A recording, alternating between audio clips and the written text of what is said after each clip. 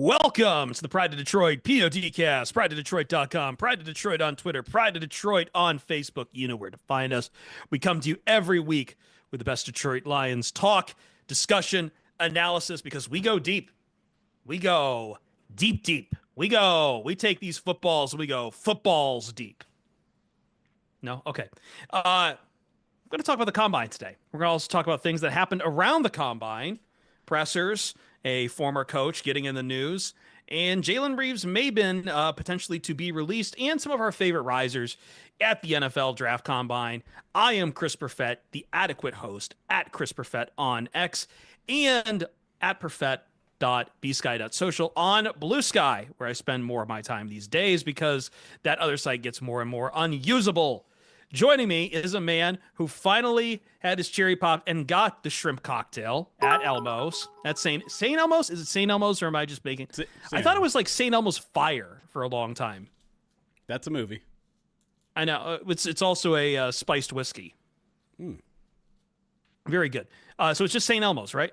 Yes. Or Harry and Izzy, which is right next to it, that also serves the shrimp cocktail. Oh my God. So this is a lie to me? So the shrimp cocktails don't even come from St. Elmo? And they actually bring it to the media room during one of the final days of the Combine, which is also fun. That's like, I went back to Toledo back when we did our live show, and I found Olga's Kitchen, which I love, is no longer in Toledo, but apparently there is like a sports bar there that has an Olga's Kitchen in there with a menu to like get some Olgas from there. So this is the same kind of deal, is what you're saying. Sure. You don't know. Okay. You didn't. I mean, not really. You're the journalist. You didn't inquire in this. The buildings are connected, so it's like. Anyways.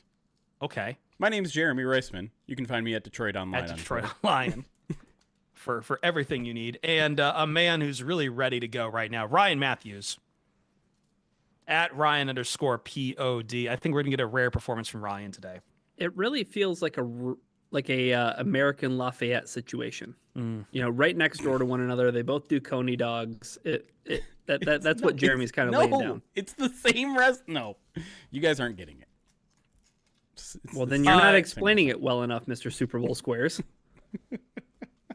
So hey, Ryan, before we begin, do you have any bets on the Oscars tonight? No, you can't bet on the Oscars. I mean, Yes, you can. but like you shouldn't do it. Not when I have a man on the inside who's been telling me that Conclave is set for an upset for Best Picture. Well, do you know what I didn't bet on? The NFL Combine. Don't do that. Thank you. Like people Thank you. betting on the NFL Combine 40 times. Come on, stop it. It's not really betting. It's the quote unquote fantasy we have. It's the over unders, like the prize pick peoples and shit. Like, because it's like, yeah, you can't actually. I don't think any actual books hold that action, but it's like, yeah, you can do fantasy numbers on it. Don't do it though. No. Do like Jeremy did, which Jeremy did not gamble in Indiana. Jeremy, besides St. Elmo and the shrimp cocktails that are not actually from St. Elmo, I feel like this is a dark secret you've unleashed from You the are not. Combine. We're moving past this because you're clearly not getting it. They are from St. Elmo. They share a kitchen. The end. But why do they? Okay, so St. Elmo makes the shrimp cocktail. Yes. Can you say that definitively? Yes. Okay. What are we doing? How was the rest of the Combine now? Honestly, No, that's what all it was great. media people talk about is the shrimp. Yes, but I'll get to the shrimp, okay? Because I do have something to say about the shrimp. But I was surprised by how much I liked it, to be quite honest. It was a good intro to the draft class in a way that I can get them to know on a personal level, and I think that's an important part of this process, especially if we're trying to predict what the Lions are going to do. Like they're going to have to pass a character test, and now I kind of have face to names and all that, and you know, having been to this and the Senior Bowl, I think this is very much more well set up. It was really hard to kind of break. I don't know, like the scrums at the Senior Bowl. I don't think it was particularly well set up, but also at the same time, like I was at a much different place in 2020 or whenever 2021 I think it was. You know, it's 4 years ago already. I feel like I've advanced a little bit in how much better I am at the job. But also, like, it was super cool getting to meet some people face to face. I got to shake Arif's hand and talk to him for a couple minutes. Who, by the way, is like the belle of the ball there. Like, we were just kind of sharing stories, and he's like, yeah, like, I didn't expect to be out till 4 a.m. one time, but like everyone just kind of wanted to come up to me, and suddenly I'm talking to Jordan Rodriguez for like 3 hours. I'm like, oh damn. Yeah, it's good to hear a guy like our good friend Arif doing well for himself. I had dinner. What? I was gonna say I heard him on a Super Bowl podcast with like Ed Zitron. Yeah. He's like a big tech guy, and they were talking about like NFL gambling just all over the place. But no, it's I'm glad that he's real. Yeah. He is real. I had dinner with a bunch of SB Nation folks, and Doug Farrar and Mike Tanier were also there in our party, which is awesome. Like, I respect the hell out of both those guys. Got to, like I said, meet up with some SB Nation friends, Pete Sweeney from Arrowhead Pride, Ed Valentine from Big Blue View, Gina Kelly, who's one of our best bosses at SB Nation. Jared Mueller was like key all weekend because he's a vet at the NFL Combine, and kind of got me in the ins and into some fun restaurants and stuff like that. We get to rub elbows with guys like Eric Edholm. Greg Cosell was there a bunch, and was just kind of cool to be in his aura because I don't think there's a guy I respect more than him. Can you tell Doug Farrar to unblock me on Twitter? No. I don't even know what I did. Don't ask me. If you notice, I'm not in Indy anymore, so it's gonna get kind of hard for me to do that. You got him on the Rolodex now. Did you ask Mike Tanier why he hates Dan Campbell? No. Okay. No. Because he's a Bears fan. That's easy. No, wait. No, I'm thinking of Ton Fournier. No, sorry, Mike. Obviously got to hang out with the Lions beat a bunch. Got to see our old friend Mike Payton there, who's working hard over there. And then like the restaurant scene is actually pretty damn good there. So St. Elmo's, let's talk about it for a second. Two different occasions I got the shrimp. One we went to, like I said, Harry and Izzy's, kind of their sister restaurant. And then we got it served to us at the NFL Combine media room. I'll say this about them. Thank God I have eaten what's the green paste called? Pesto? No. The horseradish. Oh, wasabi. Thank God I've taken spoonfuls of wasabi, because honestly, not a big deal. It wasn't that bad. It like okay. We got to get to a different question. Mm-hmm. Did you go to Starbucks? No. But did you go to Starbucks about the Combine? I do have a quick Jordan Schultz story, which I'll get to in a second. Jordan Schultz, son of the man who owns Starbucks. We went to Fogo de Chao, which was awesome because they serve you meats unlimited. And then Bodhi. If anyone's in Indianapolis, it's kind of like off the beaten path. Go to Bodhi. It is the best Thai food I've ever had. It's incredible. I can't wait to go back. Now some stories. So like if you don't know how the Combine works, you go downtown. There's just like every night there's this one area where everyone hangs out. It's between the JW Marriott bar and an attached restaurant called High Velocity, and you just kind of like go back and forth, and there's a bunch of crazy people there. I saw Sean Payton in all white sweats, from sweatshirt to sweatpants, just like chilling in the lounge. Saw Jordan Schultz there the night of the infamous rift with Ian Rappaport, and he's just like, he is wearing like the biggest smile on his face. Like I don't know if this was all like a play to get more attention to himself or whatever, but like it looked like he was a man who was feeling himself that night. Any press is good press, buddy. Exactly. And kind of one of the DMs can attest to that with him. Well, one of the fun moments I had in this area was, it was about like midnight when the Abdul Carter news broke that he had a foot fracture, and it broke while I was there, and like you could sense the room change a little bit, because that place was filled with like coaches, GMs, what have you, agents, all like that. And I was also hanging out with a bunch of Cleveland people who have the second pick, and like they were kind of freaking out a little bit, even though I think they're going to grab a quarterback. So that was just kind of like a fun night. And then last thing before we can move on to stuff, I did cross paths with a couple Lions coaches. One was Hank Fraley twice, where I just kind of like knuckled up he was on the phone. I wasn't going to bother him. The other one being one Mr. Benjamin Johnson. Benedict? Benjamin, I'm going to go with. We're going to get to that. We'll talk a little bit more about Ben Johnson in a second, but it was a cool moment, honestly, where I'm just walking in just as the day's beginning and we're heading in different directions. He's with a group of Bears guys, steps out of the group to cross kind of the hallway to shake my hand. He kind of repeated the whole, like, listen, you guys over there in Detroit, you guys have a long runway, you guys are in good hands, and shook my hand and said, I appreciate you, things like that. And I said the same thing. I said, but I'm going to have to hate you for the next couple days, right? He laughed, and that was it. But overall, like, again, I think it was a very valuable part of the process for me. It was cool to schmooze a little bit.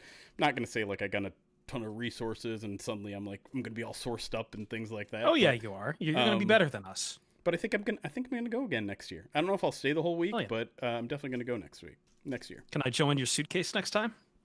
Sure. I mean, you could probably get credentialed. They credential just about anybody. Yeah, no, I just, this is cool to have these stories, and Jeremy's not sweating about time because it's his story and not one of my stories. No, it's good. This is great. We officially turned Jeremy into a draft guy. All it needed was shrimp cocktails. This is the closest I've ever been to being a draft guy, and that this is what it takes. It's like, it's that personal touch. You throw numbers at me, you throw RAS scores at me, you're just grading people on a people scale. I want to get to first off, how dare you disrespect Kent like that? Listen, if that's how you view life, that's fine. It's just not for me. I love Kent. I love Kent. He's getting retweeted by Adam Schefter this week. Tom Pelissero, everybody. Yeah, RAS is everywhere, and I'm gonna be mentioning multiple RAS scores here because Kent joins us for the draft night streams. He's awesome. But let's talk about some of those pressers, shall we? What's your take? Let's talk about Brad Holmes and Dan Campbell. Yeah, takeaways. You got it, Jeremy. You want me to go? I just got done talking a lot. Sure. I can talk some more. Unless Ryan wants to go. Unless Ryan wants to helm this. No, Jeremy can keep talking. Okay. Well, I mean, as always, there's not a lot to take from these pressers because Dan Campbell mostly talked about the new coaches. And the one takeaway I have there is I feel like the Lions process when it comes to these head coachings or coordinator searches, position coach searches is really thorough. And I think kind of like my developing theory here is that it pays off in the long term. He said he interviewed 24 or 26 coaches this time around. And that obviously includes that's not just the coordinator positions. I'm sure that's all the positions added up. But what I found interesting is that two of the new hires were ones that they had interviewed before. So they talked to Tyler Roll a couple of years ago. They talked to Tashard Choice a couple of years ago. And so even the guys that they didn't hire this go around, it feels like maybe they laid the groundwork for a future endeavor, right? Like if something opens up, maybe who's the Bucks coach that they interviewed for the defensive coordinator job, the former player? Can't remember. It's not coming to mind. Whatever. Yeah. Go ahead. Chad will know and tell us. But I feel like that's kind of like a let's put a pin in it, buddy. Like maybe down the future, you're a guy that can come here and that's something. Larry Foote. There you go.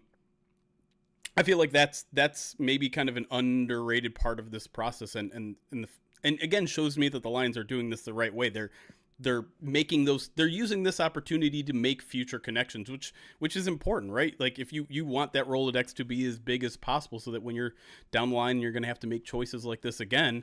You have this kind of previous connection. You have a good idea of who these people are and they have a good idea of who you are.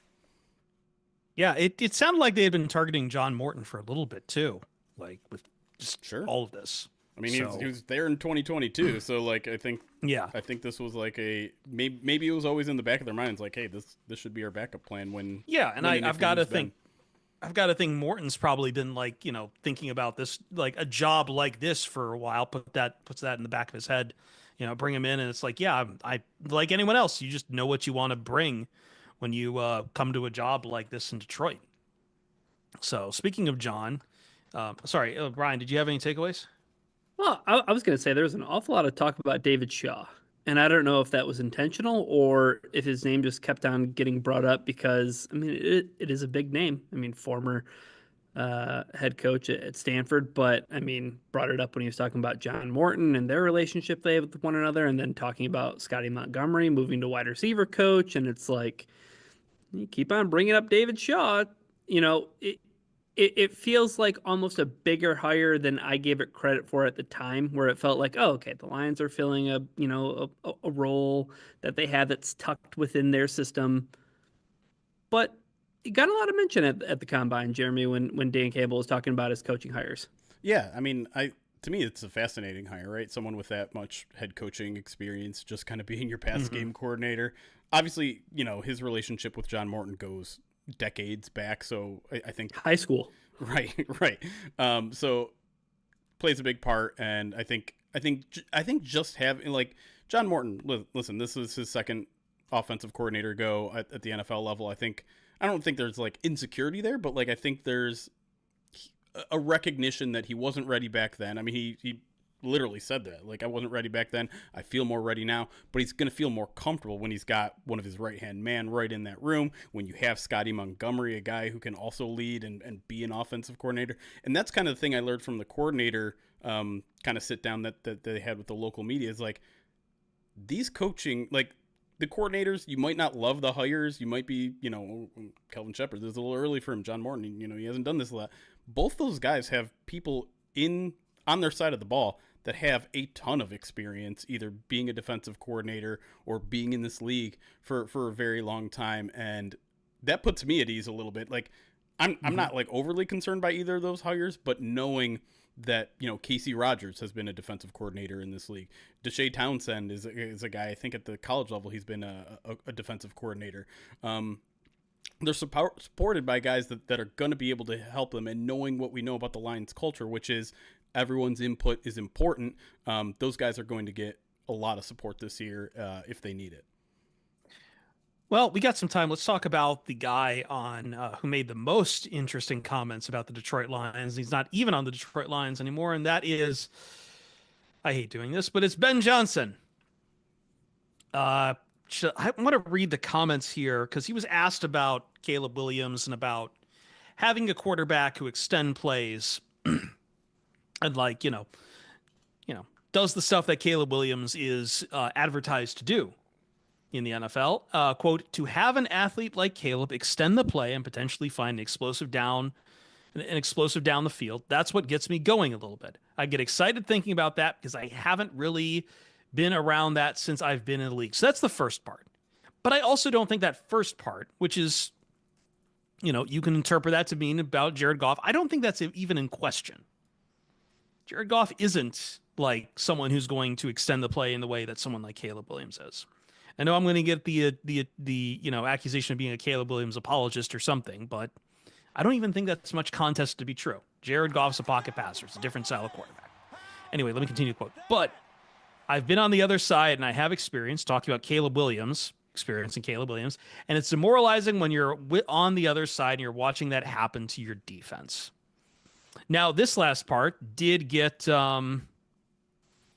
I think it did get the attention of Kirby Joseph, who sent out the Dark Peter Griffin meme. If you don't know what I'm talking about, I'm not going to educate you. You go find out. But that seems to be where the Lions defense is at, feeling some sort of slight from this kind of way. Yeah. It also drew the attention of Amik Robertson, which he also quote tweeted Kirby's response to it, which, okay, shade to the defense. But I agree, Chris, on a big picture level, this quote didn't really do much to stir the pot. I think there was a big overreaction to it because there's a lot of no lies detected, and it's fully about Caleb Williams. It's not about, he's talking about, it's demoralizing watching Caleb carve someone up. It's not. But I also think a bad defense or a bad quarterback. I also think it's very true that Caleb Williams is somebody who, as you mentioned, was advertised to be a person who could deliver plays off schedule, and that is not Jared Goff's strong suit. That is not Jared Goff's normal suit. It's just very true. Like, I don't think I see anything to take umbrage with in this quote. Right. The second quote, which we will talk about in a minute, there's a bit of a problem there. Yeah, and the other, like, there's also like the top half of this quote that's like saying, listen, the way things are moving in the NFL, sometimes you can't just be that progression quarterback, the 1-2-3. Sometimes you need to be 1-2-3. Let's create more time and do that. And again, that is very much a no lies detected thing. Like, look at the quarterbacks that were in the Super Bowl, right? I know Jared Goff is a capable quarterback. I know he's a Super Bowl capable quarterback, but there's no doubt that the NFL cheat code right now is a guy who can, like, you still have to have that first part, right? You still have to be able to go through your progressions. You still have to be a good pocket quarterback, but the cheat code is being able to do that and extend plays and make things happen with your legs. And like, listen, those guys are extremely rare. If you just go chasing that second half, if you just go chasing the guy who can extend plays and move with his legs, you end up with, I don't know, Justin Fields, right? Like, yeah. And Caleb Williams' rookie season, right? But yeah, I mean, that's all Ben Johnson is saying is, like, I want that cheat code. And I think I can make Caleb Williams that cheat code.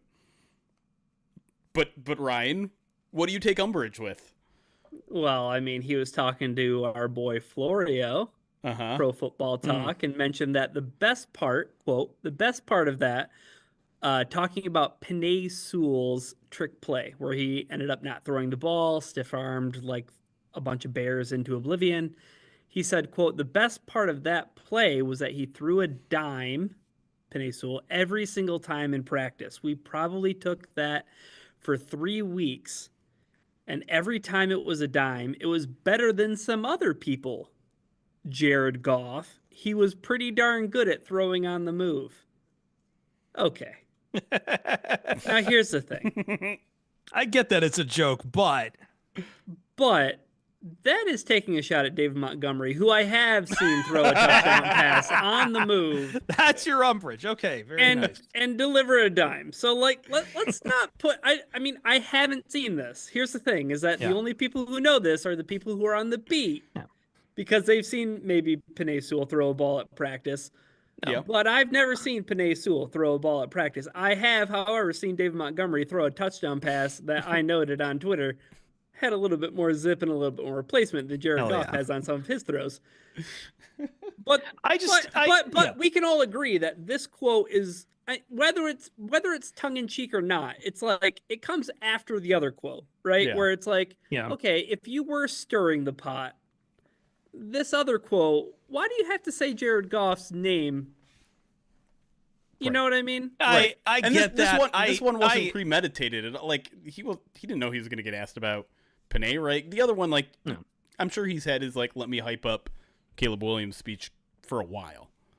I think what we've learned, because it feels like it is a massive tour de force, the Lions did not give us a lot of access into the personality of Ben Johnson for a long time. And what we have gotten with him since going to Chicago has been a tour de force of who he is as a person, including multiple reports that he is a very intense person. And that didn't vibe well with Jared Goff at the start. And by Jared Goff's own admission, like, they kind of had to work a while to get to a proper, relationship in that regard, because Jared Goff is the very opposite of intense at times. So I don't know. I don't want to make this into something, because I really hate the soap operification of sports in this regard. But yeah, it's not. It's just, I feel like this is just, look, I think it's very easy to say Ben Johnson just wasn't thinking about his words diplomatically. Yeah, I mean, because he's intense. He's also a first-time head coach. Yeah, right? He's trying to figure out and navigate his way through all of this attention himself. Right. He's done just weekly press conferences, but he hasn't done the media rounds of literally going on every single show at the NFL Combine. Yeah. And just like when Dan Campbell was a first-time head coach too, like, plenty of times where what he says, I'm not going to say it got him in trouble, but you remember what we were doing these, Ryan, where we were all ready to run through a brick wall for Dan Campbell, and clearly Ben Johnson's trying to, hype up the Chicago people around it, but you also know how that plays with an audience outside of your intended audience. Just like it did with Dan Campbell on a national level, where everyone was calling him goofy. And here we're getting the side of Ben Johnson just being intense and unintentionally saying things that feel like slights to, and I'm sorry I'm going to say this, Detroit sports fans, you guys do kind of have rabbit ears up about slights. Not to mention everyone already hated Ben Johnson, so they're just looking for more he went to reasons Chicago. to hate Ben Johnson. Which, listen, I get it. It's fair. Like, he went to one of the biggest rivals, if not the biggest rival in the NFL. So I get it. And listen, I also think Ben Johnson is hamming it up. Let's be honest. Like, yes, he did it in his press conference with the Packers, right? So it's like, part of the reason I picked Chicago is because I kind of like when I beat Matt LaFleur's ass. Like, he's giving it to him. And now, like, I do think there's a little bit of, like, let me give the Lions a little business, too. And, I won't go as far as, like, conspiracy theory, like, maybe he's trying to get in Jared Goff's head, and we all know Jared Goff is soft, and, like, no, none of that stuff is happening, I don't think. All you need to do is get some pressure up the middle to do that to Jared Goff. all right. Okay. Ryan is just being anti-Jared Goff all offseason now. Well, we got a couple minutes here before we got to go to break. Jalen Reeves. Why are you booing me? It's true. Why are you booing me? I'm right. I'm right. Yeah. Jalen Reeves Maben set to be released. Are you surprised by this, Jared? What? Bye-bye. Like, yeah. Sione Vaki's here. Bye-bye. So this only saves the Lions about $2 million, Jeremy. Are you surprised by this at all? I mean, mildly. We had put out a cap casualties article, and he was definitely one of them. And I think John Whitaker listed him as like a medium, cause of maybe actually doing it. Listen, he's 30. His last year wasn't his best special teams year. He had a neck injury that kept him out like 6 weeks. But at the same time, like, a special teamer who can give you something on defense is kind of valuable. And I mean, he would have cost 6, I think, and now he's costing you 4, or maybe it's 4 and 2. Either way, like, it's not a ton of savings. I don't know if you can get. I mean, the question is whether you can get someone on his level with that $2 million savings, because the Lions don't have a ton of linebackers set on this team for the long term, right? I believe the only one signed beyond next year is Jack Campbell. So it's kind of becoming a bigger and bigger need, and that's kind of my takeaway is, like, they better start filling out that room. I kind of think, and I kind of hinted it at Twitter, like, this is probably good news for Ezekiel Turner and his chances of being back, because you want to talk about a guy who has a ton of special teams experience, a guy who is a very, very good special teamer, 2 years younger, going to come cheaper. The question is what he can bring on defense, but I was digging back at some quotes on Ezekiel Turner, and both Dave Phipp and Aaron Glenn said, like, that guy is going to be our Jalen Reeves Maben, like, while Jalen Reeves Maben is out. And maybe they meant more beyond when Jalen Reeves Maben is out. Like, he had that specific role of, like, he has a skill set to be in coverage. Didn't look great last year. I'm gonna be quite honest. He struggled out there. He's put in some tough situations, but also remember, like, he came to the team mid-season, right? If he has a full offseason with the team, maybe he can be more in that role of, yes, I'm going to be key on special teams, and then maybe you can bring me on third down in coverage. But and listen, like, Kelvin Shepard, your new defensive coordinator, he's going to have an opinion on Ezekiel Turner, but that's kind of my takeaway is, like, I think this is probably good news and maybe a high likelihood of Ezekiel Turner coming back. Stock up Ezekiel Turner, stock up Lawrence Strickland. Special teamer. Yeah, special teamer, a guy, who can get in the mix there. I do share your concern, Jeremy, that, okay, like, beyond this year, who else is there in that linebacker room? I think they take one. Maybe even as early as day 2. And, like, that wouldn't surprise me if they take a guy who is versatile, because Malcolm Rodriguez, ACL tear, is he going to be ready, like, right at the beginning of camp? I mean, you might be kind of pushing it considering how late he got hurt in the season. They're going to need some bodies there. Yeah. Ben Neiman, step on up. I am still a big believer in Jihad Campbell. He's not going to be there. I love him, but he's not going to be there at 28. Let's tear up the plan we have for segment 2 and do that. Is he going to be there or is he not going to be there? That's the game show. Hey, we didn't say we thought Terry Arnold wasn't going to be there. Never say never. It's true. That's true. Never say never. And never say never to Righteous Felon Craft Jerky and meat sticks that fuel the Detroit Lions. POD cast as Jeremy holds up an already opened bag of Bourbon Franklin. Which Oh, I'm you can sure read is, that? oh my God, please don't put your tongue into that like that. That is terrifying. What?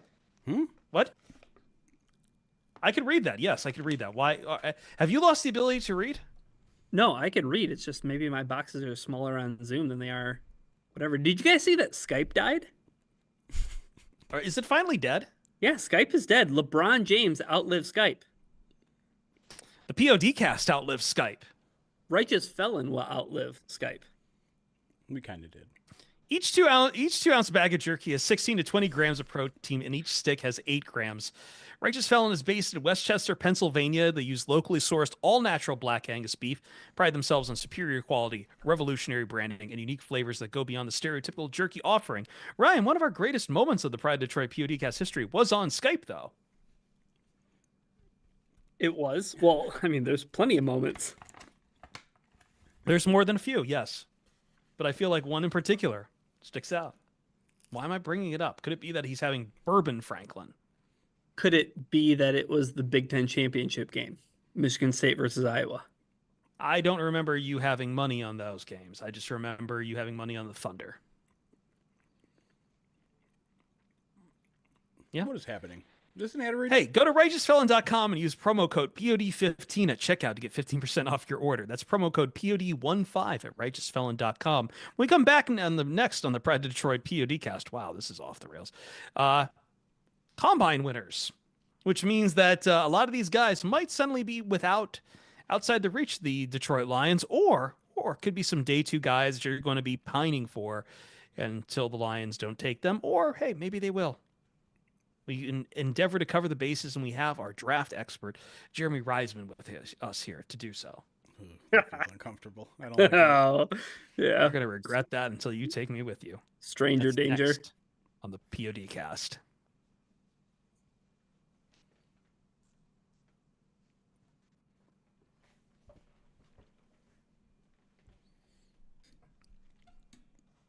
John Cena is a heel.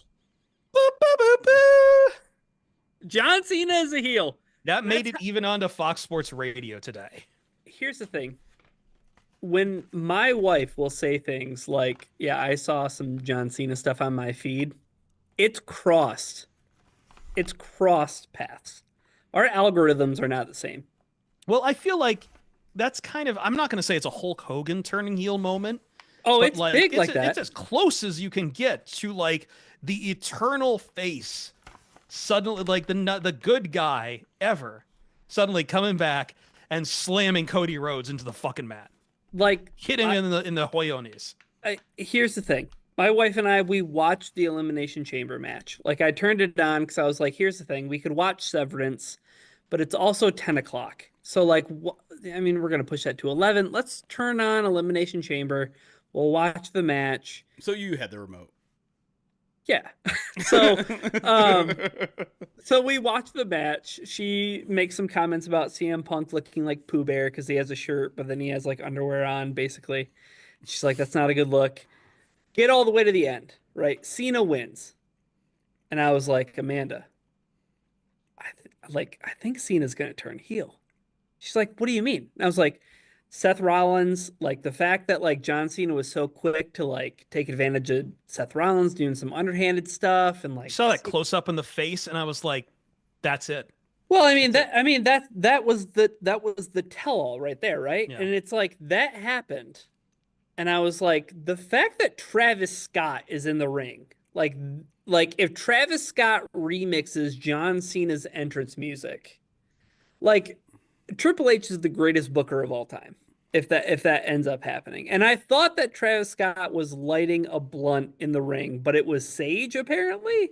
Like, and he was spreading sage, and he also delivered the strongest slap to Cody Rhodes' face. That was, you need to bring this up. You need to bring it up and put it up on stream. Travis Scott hit Cody Rhodes so hard that I don't think Travis Scott understood that wrestling involved pulling punches. But John Cena turning heel and going from the Make-A-Wish guy to maybe my favorite nickname out of this is the Break-A-Wish. Hey, you know what? You know what? As Drew points out, finally everybody can see him right now. Everyone saw him last night. It was incredible. It was the most fun I had watching wrestling in like years. This is definitely some people are pushing back on me and saying it is Hulk Hogan level, and like for that to reach into meat space and into like the places we're talking about. I know Jeremy's kind of like whatever because it's it's wrestling, but I'm just saying like, isn't he like retiring this year too? Yes. Yeah. So what and the he's point technically is, been retired but came back. Yeah. Because a career heel turn because you die, you live long enough to die a hero. You either die a hero or live long enough to become the villain. Oh man, the Batman, Christopher Nolan's Batman. Yeah, Jeremy, I understand, right? It's like, oh, the final season. Why all of a sudden in the twilight year of your career do you want to why go pull a from Siri? Yeah, from face to heel. Or Sari, or however I say her name. You know why? I'm sorry if I'm spoiling Game of Thrones for some people, but Game of Thrones like 4 years later, 5 years later. 5. God, that was 6. Actually, more like 6 right now. Yeah, it was like that was 6 the years. final season was when I just joined Fox Sports Radio. Yeah, but John Cena turning heel right now is what's best for business. And by goodness, like John Cena making this move. It's incredible. Did you watch the video? I sent it to you and Chris specifically. Yeah, I'm watching it. I saw it. Hi, Corn Doggy. It was brutal. What a slap from Travis Scott. Cool. Jeez. Yeah. I'm not playing that on stream. I did see jokes that if the Cody was like, if they fucking get him, like he's gonna go back to AEW or whatever. But it was fun. Okay, we can talk about other things. Sorry. No, that had to get off the chest. That was the big moment. You guys want to talk about Deebo Samuel getting traded? And Let me get through some alerts. Let me get some alerts. How that impacts what the Packers have to pay for DK Metcalf? He was there, by the way. No, he's not there. All right, let me get through some alerts here, and then we'll talk about whatever y'all want to talk about. Hold on. Ryan's got his headphones off. Ryan is so excited. I'm calling another Teddy coming in 9 months. Just. All right. Dreskel, thank you for the 30-month subscribe to the channel. Nick the Greek, 51 months, says Matt Patricia's sweet buttery arm fat flaps. I would like to say that, Nick, you successfully don't ever do that again to someone I offer to raid. Like that's confused the hell out of George. The very nice Metal Gear Solid streamer we raided the other day. I had to apologize profusely, and 2 of us had to jump on the stream to explain the Matt Patricia jokes. Moldy Cornbread, thank you for the 30 months, says 30 for 30. Gonna need a new car for the next Twitch, baby. Beep, beep. Yeah, you're getting a pretty full. You definitely need maybe a Volkswagen. You did give him about van. $12, and he needs that $12, so I appreciate that. Thank you. RGA 20 bits says Jeremy is now a draft expert. Expert. He said expert. He said, well, the way it got split up between a bunch of cheers on my chat. Nick the Greek 100 bits says, you guys are podcasting during the Oscars, a.k.a. No, we're not going to read that whole thing. I had alert in there, too. I'll get there. I'm reading a list. It goes in order. I know, but I saw the RGA one, so... Okay. Relax. Jason, thank you for the 22 months. Says, thanks for all the work you guys do. RJ, another 20 bits, says Jeremy is now a draft expert with an explodey head emoji, which is a nice touch considering that's my least favorite emoji. No decaf, 48 months, says Conclave upset winner tonight. Book it. Bang! I'm calling it right now. Everyone's saying it's going to be the Brutalist or some shit. Conclave, best picture. How many people in this chat care about Oscars? Because I feel like even moviegoers know it's Garbo. What? I said they're watching us instead of the Oscars. So that's I mean, a good point. That's the selective bias here. Drew Falcon, 25 months, says Jeremy, stop being a draft dodger. The people demand mock drafts. I don't think that's what a draft dodger is. A mock draft dodger? No, I'm not going to do that. Ice Cecil, 41 months. Thank you. Appreciate using your Twitch Prime there. Monkey81, 24 months. That's 2 years. Says finally got to watch live. LFG. Appreciate you, buddy. Laser Mouse, 19 months. Subscribe to the channel. Damian Smith, 5 pounds super chat through YouTube. Excuse me, through YouTube says, should Ben Johnson have said goodbye to Detroit like Randall L did? Feels like fans could have used some closure given the speed of the move. I mean, maybe.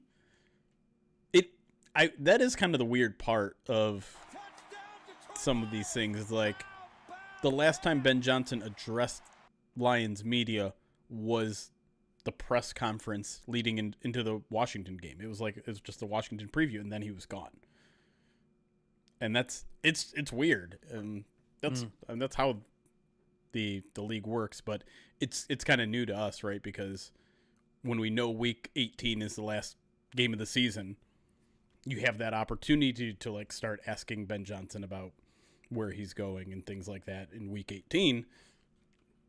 But you're not really going to waste your time asking Ben Johnson those questions when there's a divisional round playoff game going on. And so it is weird to not have that closure press conference or closer or anything. And so like, yeah, it's nice for Antoine Randall L to do that. But he also has a social media presence. Ben Johnson doesn't. Yeah. Yet. Kind of started that this weekend. Yeah. He's going to have a TikTok now where he's just like green screening in front of Jared Goff highlights, just like with a weird look on his face. I mean, this weekend was also the soft launch that I had predicted for John Gruden come back to coaching. So, yeah. JPoop, 29 months, subscribe to the channel. Appreciate you. Texas Wolverine, 33 months, says 33 months with the best podcast with an adequate host. Is that a qualifier? Yeah. Are we the best podcast with an adequate host, or are we the best podcast with an adequate host? I'm too stupid to really figure out how that's supposed to be read. I like the first one better. I do too. We're just the best podcast. Hell yeah. Who happens that to have an so happens to have a yeah. Right. Yeah. Yeah, Detroit, 66 months. Subscribe to the channel. And Lions Blood, 43 months, says Jeremy was slinging POD crypto coins at the combine. Cannot confirm or deny. Glad that it was crypto cones. How many babies is that? 66 months. Well, you missed it. I should probably read you what Lions Blood wrote in the chat earlier. 63. Let me find it now. Ryan is so excited about John Cena turning heel. I'm calling another Teddy coming in 9 months. Impossible. I'll tell you that much. Well, this just got a lot more personal than I thought this podcast Hell was going to yeah. get. Hell yeah. Hold on. Here's the thing. Uh-huh. More personal than it could ever get, but then Dan Campbell gets characterized as being authentic and transparent. I'm just being honest. I didn't say it was a bad thing. I'm just saying. Yeah, it's just adequate. Inadequate. Corn Was doggy. the way you said it. It was Snip. Yeah.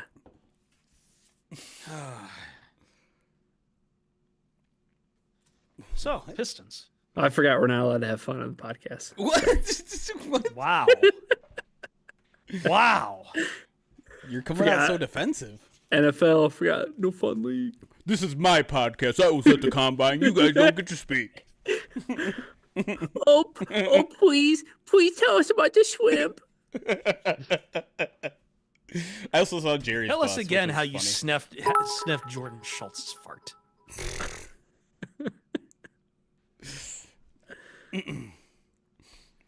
Listen, I'm just reading chat. They don't want you to be authentic. They're saying you're giving out TMI. That's them saying that, not me. I'm just the vessel for them saying that. whatever. Sure. Do you guys want to talk about the Pistons being legit? Sure. Lot better- We can lot talk better about than- that and how like me being the cooler on the Red Wings, the evidence is becoming way too much for someone that is not at all like superstitious. It is incredible. I've never seen the Red Wings play a good game in like 10 years because every time I tune in, they blow it. We need to explain in case there are some new people in here. It is a long-running joke, not just predating the POD cast itself, but on Pride Detroit proper as well. That every time Jeremy, it started with a jersey curse because you had DeAndre Levy's jersey and that you bought in 2015, and somebody got him Jared Davis's jersey. Yep. That's right. Yes. Louis Delmas, who had a pretty injury-riddled career. Joey Harrington jersey. But like that one I never believed, because you ask any Lions fan who's been a Lions fan for like 30 years, they have a graveyard of Lions jerseys too. I have a Kevin Jones jersey. Right. It seems to I have a Boss Bailey jersey. It seems to have morphed over the course of this into just whatever Jeremy watches, bad things happen. But it's been pretty unique to the Red Wings to a point where this is my favorite story to tell. I was going on a trip. I don't remember where. Oh no. Ryan had bet against the Red Wings in a Detroit Boston game. Yeah, three-way money line. I picked the Bruins to win in regulation. Yes, and if I remember correctly, the Red Wings were up 2 goals in the third. And you would message me like, listen, the Red Wings are up. I need 3 goals out of the Bruins. Please just pull it up on your phone. And I absolutely did that, and they proceeded to blow the game in regulation. They did. So I owe you for that. Whereas I feel like I've at least got like a perfect record on like games I've attended, except for one when I was a kid, which was like Pistons Bucks. Jeremy, you are the William H. Macy. I'm the cooler. Exactly. Like, okay, so like this year, the Red Wings are starting to get better. They're starting to be on national TV. So like I have now tuned into 2 Red Wings games. What was it, Minnesota they were up against? Yeah. National TV. Up 3-1. Saturday? Yeah. Oh, gosh. Up 3-1 in the third. Mm-hmm. They lose in overtime. And then Saturday's game, the at the shoe. Oh my gosh! I mean, a penalty that goes uncalled. Hold on. I watched the game through 2 periods. I get frustrated with how the second period ends. They give up 2 goals late, and they're both kind of bad goals. So I'm like, I don't want to watch this. Like, this is frustrating. They're better than they're playing better than Columbus. They were outplaying Columbus in that game, and they're losing by 2 goals. I'm frustrated. In the third period, it was like 41-18 in terms of shots. I turned it off. I'm like, you know what? I would rather watch the episode of Severance than the third period. and maybe it's a shorter episode of Severance, and I can watch most of the third period. It's not. It's like a full hour. I watch it, and then I pull up the score on my phone. It's 3-3. I immediately switch the game back on, and I kid you not, it is mid-breakaway where Columbus scores. Mid-breakaway. Yeah, you gotta stop watching the yes. This is unbelievable. So my promise to Detroit fans is I will not get invested in the Pistons. I'm not enough of a basketball fan anyways. I'm excited for Pistons fans, but I'm gonna let you have that, and I'm gonna stay as far away as possible. Not ruin it for you. Don't fuck this up. Don't fuck this up. I want to see Stephen A. crying on national TV because the Pistons beat the Knicks in 6. Dan Pask, he doesn't have a Detroit Rams Stafford jersey, but when Matthew Stafford won that Super Bowl, oh yeah, he bought himself a Rams jersey. And what happened to Stafford next season? He got hurt. Horribly injured. Noted. I can go put it on if you want. It's right over there. Noted Los Angeles Rams quarterback who happens to ski in Montana, Matthew Stafford. Guys, hold on. No. We can talk about it, but I just want to talk about, is Aaron Rodgers going to go from a Jets locker room to a Giants locker room? I just need to know. I hope so. I just need to know if that's going to be the thing that happens. Well, his options right now are Raiders or Giants. So what would you pick? I'm still the dark horse is Tennessee. I feel like there's a chance he plays for the Tennessee Titans. From what I understand, he was talking about how he wanted to, like, I guess he's bought property in New York. Yeah. He also has property in Tennessee. Does he now? Yeah. Interesting. The Lions play the New York Giants at home. Yeah. By the way, did you notice today the sales pitch of the New York Jets on Davante Adams? No. I believe it was. Let me pull up the Rappaport thing. It's a very his contract is ridiculous too, right? The Jets are now taking calls on star wide receiver Davante Adams, open to trading him prior to the start of the league year. No surprise, it was his $38.2 million cap number. And this is the part where I'm like, why did you include this? If they can't get a deal, they are expected to release Adams, who could rejoin Rodgers with a new team. So, hey, we're going to try to get something, but if you don't get him, that's fine. Like, he's not worth anything to us anyway. Wow. I wonder which GM fed that to reporters. By the way, base salary of $35.6 million this year, $35.6 million next year. Aaron Glenn, like, you are a trooper. For 33. Good luck, ma'am. Good luck. If you can't do it, nobody can. Yeah, I mean, he's doing what he needs to do, which is like, absolutely. Let's get ourselves the same thing that Dan Campbell did. Like, let's get rid of these crappy contracts for overaged players. Yeah. Yep. Jamie Collins. Anybody?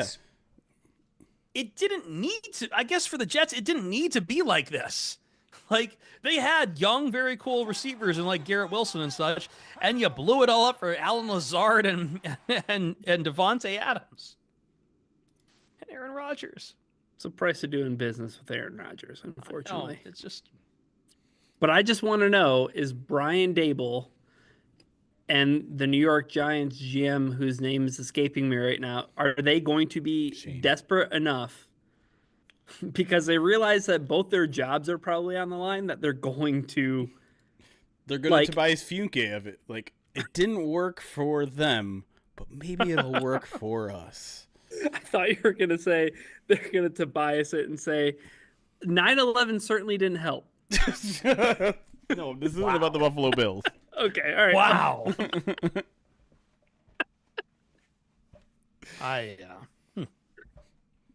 Montez. But who's, like, I don't know, like, Jeremy, you talk to Browns people, like, you think they're going to take a quarterback? Yeah. I Cam get Ward? the sense they are. Yeah, probably. Cam Ward seems to be the pretty definitive number one based on unless you talk to Pride of Detroit's Brett Whitefield. True, he has a Dart, whatever. What's his full name? Jackson Dart. Wait. Jackson so Dart. Wait. Are we like Paxton right now? guys? So nobody's got Shadur. Wait, I thought he was gonna talk us up about like Shadur Sanders. Really? No, he's kind of comfortably faded. Chris, come on.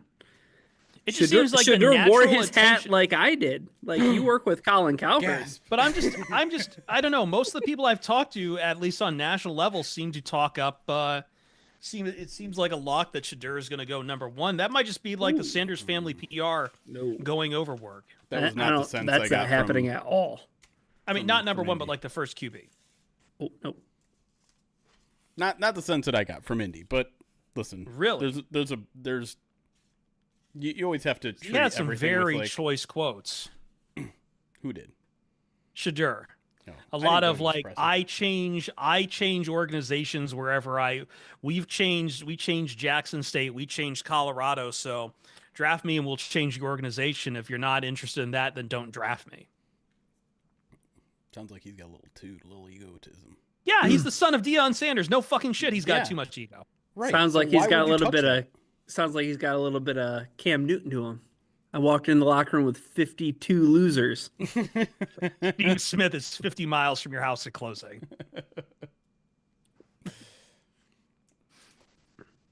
All right, I'll let you guys talk about the Pistons if you want. Well, I was going to talk about Bill Belichick, actually. But about him being the star of Hard Knocks now? Well, Because I was no about to one say, wants to get since we Joe raised the specter of the Giants and probably the first and last front office Hard Knocks ever, Yeah. I do find it funny that the reactions to, so like for those who didn't see, there are sources saying that like North Carolina, which is under Bill Belichick as the head coach now, is going to be featured on HBO's Hard Knocks. And apparently that's made some owners and people in the NFL upset about it. It has? Upset about the fact I that didn't hear a that part. coach who apparently upset about a coach who only two teams interviewed over one team over 2 years decided to interview is suddenly like getting that attention, that he's more interesting than their stupid fucking franchises. Well, no, let's be clear. The only reason he's getting it is because no one in the NFL wants to do it. Yeah, that's what I mean. But like, that's what I mean about the report from Mike Florio was that like NFL owners are miffed that like NFL Films is turning its attention to Bill Belichick. It's like none of you wanted this. Right. Not a damn one of you wanted this, and now you're saying like, oh wait, no, we can't go to him. I didn't know that was a thing amongst NFL owners that they were mad about that. It's very silly if they are. I don't know why you would be. Because, yeah, no one wants it. No one wants regular Hard Knocks anymore either. Yeah. They had to create parameters where you couldn't say no. Yeah. I don't know. I feel like that could be a good thing. Although it is going to be very interesting what it is, college because like the whole thing of Hard Knocks is to hear about NFL or whatever NIL. It's NFL Junior.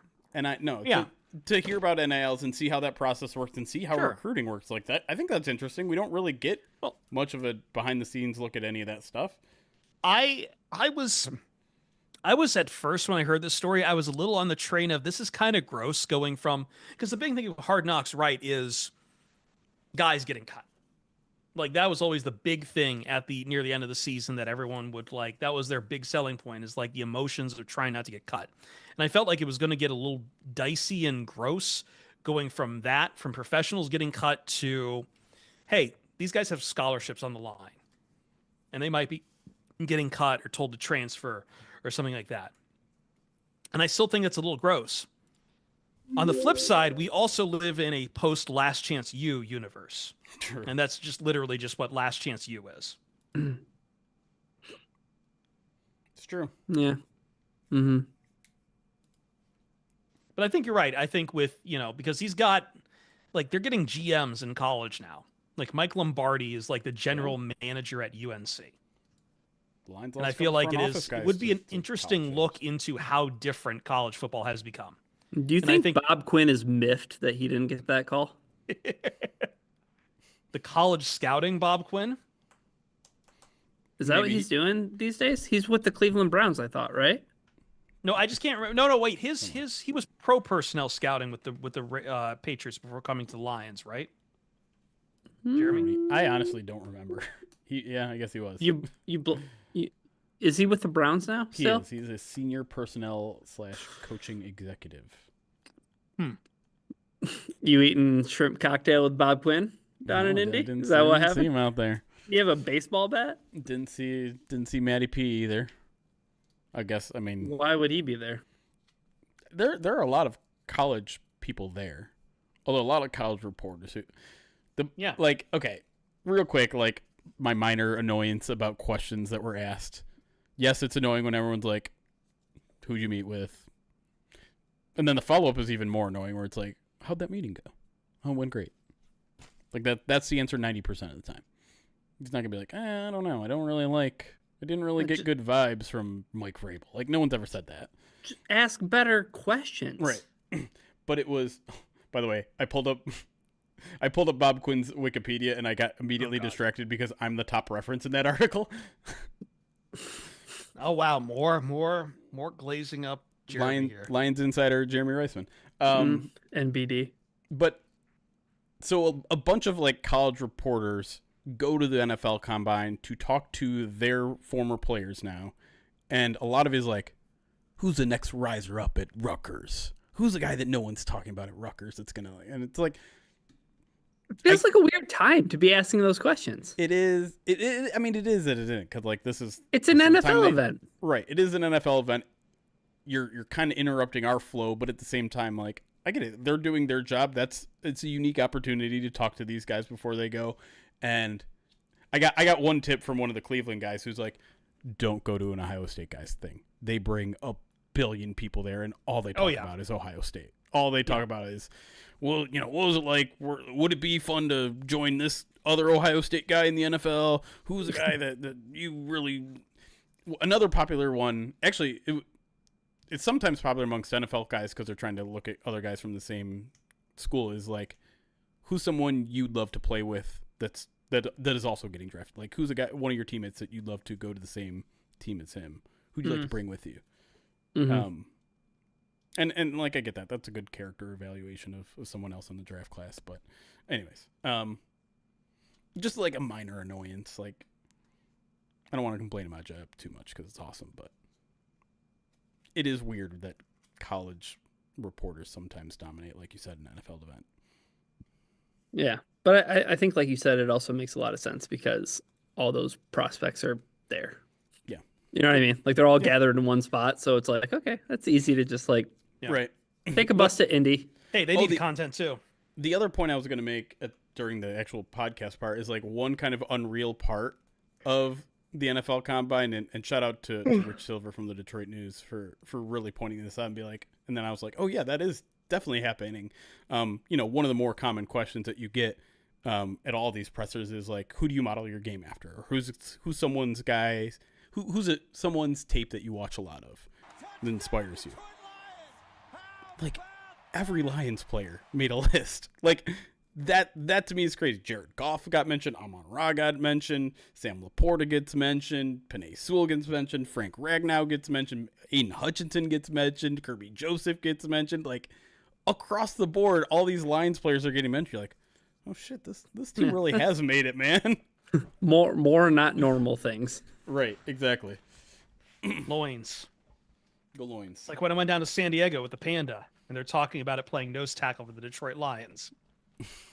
In San Diego. First team. San Diego. San Diego. Oh, Wales vagina. I got some more alerts to go through, and then okay, we can either jump back into it, or if you guys want to get your Pistons shots off. Just say the Pistons are good, and they're great, and they're going to be fun, and they're going to be in the playoffs, and I can't wait for them to actually play a whole playoff series. That's going to be really cool. That's right. Is it going to be a home playoff series? No. They're pretty damn close. They're pretty damn close. If they get the 4 seed, I'm going to put money on them to win the title. Wow. Oh, boy. Oh, why not? Oh, sorry. Forgot we're not allowed to have fun on the podcast. All right, go ahead. That's not having fun on the podcast. That's having not fun outside the podcast. That's losing money outside the podcast. I put money on them to win 30 and 35 games. So you're just going to spend that money on a bet that you're not going to win? Not spend. Reinvest is the word I prefer, but go ahead. Nick the Greek, 100 bits, says, I don't understand, which was right off the heels of Ryan talking about why he can't have babies anymore. Then he donates 100 bits and says Ryan has had a vasectomy or gotten a divorce. Neither of those things has happened. Yet. The intrigue continues. 100 bits from Nick the Greek again says, a week after I bought you guys custom PODcast jerseys, the podcast was canceled. Is that true? I think so, yeah. So is that a continuation of my jersey curse? They killed the podcast? Junk Trunk 32 months subscribed, says, can never get enough Lions draft talk. Well, guess what? It's coming. What's really weird, though, free agency is like a week away. Like, literally 1 week away. And I was like, do we need to talk free agency on this podcast? I'm like, I don't think we can. The crazy part, though, is like next week's free agency preview podcast is going to drop Monday morning, and I think that's when the tampering period starts. So, like, it's not going to have a shelf life, unfortunately, but we'll... free agency, it's like St. Patty's Day, it always is, right? I don't know. Or is it I don't know different when this St. year? Patty's is. This is the 17th. No, it's much sooner than that. It's the 10th. Really? I think the tampering period. I'm telling you that No, we're the a tampering week, period 1 is the week 10th. away. Yeah, I know. The tampering I thought- period lasts 2 days. Oh, that's right. Okay. Oh, the tampering period is the 10th? Yeah, a week from tomorrow. Do you think that these things always sneak up on us, or is this year different, or It feels like this year's different, but it also might just be like creeping on up on us. I don't know. That's what I'm saying. Canceled. I feel like there used to be at least 2 weeks between the combine and free agency. I don't know. Well, the Super Bowl's pushed everything. Right, but the Way it Super Bowl has. got pushed back, what, like 5 years ago, 6 years ago? 20. I think 20 wasn't 2021 the first year of 17 games. Maybe. I don't know. Well, I mean, Whatever. regardless, I think that as the Lions have become a better football team, the ebb and flow to the offseason is much different. Yes. Yeah. That's And really, there's only been 2 years of that. So true. But anyways, so we'll have a free agency preview next week. I feel like I haven't even scratched the surface of. I have no idea who's available. Let me Khalil Mack. be sure. Khalil Mack is available. Khalil Mack, and like we've gotten a ton of questions over the past week, and I thought about throwing it in the timeline for the show of like, okay, well, hey, the salary cap's a little bit higher than we thought. Like, does that mean the Lions are going to go after Myles Garrett? They're gonna trade for Deebo Samuel. I think the answer Cooper is Kupp? no. Everyone gets that money. Like you're putting money in everyone's pocket, so that doesn't really change things that much. Even the Saints. Even the Saints. if I think the only thing it ever, because I mean you have to also realize agents are aware that the salary cap just went up more. So guess what they're going to do? Ask for more money. How dare they? So I feel like in general it doesn't change that much. Maybe it gives you a little bit more wiggle room to sign your own guys. But yeah, I don't know. I don't think it changed that much. Anyways, let me get through these last alerts. Le Mans Builder 24 months. Thank you for the 2 years. Gamer bin Captain Campin. Gamer bin Campin. Thank you for the follow. Downgrade 9 months. So it's 9 effing month mouths. I think you meant months. That baby is fresh. And Zombie Clown Gaming. Thank you for the follow. All right. We're officially caught up. Thank you for everyone for all the support on Twitch, on YouTube. Do you get back into it? Yeah. Okay. Let me change scenes. Oops, that's the wrong scene. And then let me change the title at the bottom. Ryan's leaving.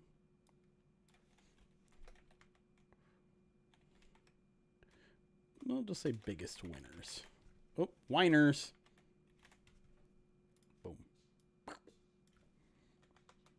Biggest whiners from the NFL Combine. There we go.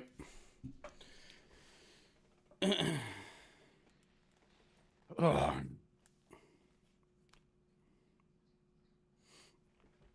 The Leafs had a buzzer-beating goal today.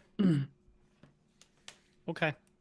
I didn't see that, but yesterday I saw the Sorokin Stamkos own goal, which I saw that in real time as it was happening. I saw you guys talking about it in the Slack. I didn't watch it though. Yeah. Nobody would be watching it unless they had the over under in that game. And maybe that goal put shit on the over. You know, as much as it feels like NFL offseason has gotten condensed in like a weird way that we're already up on free agency, it feels like MLB spring training has gotten longer than ever. Yeah. It feels like it's taking a long time. Like I just looked up, I'm like, oh, hey, it's going to be another 3 weeks.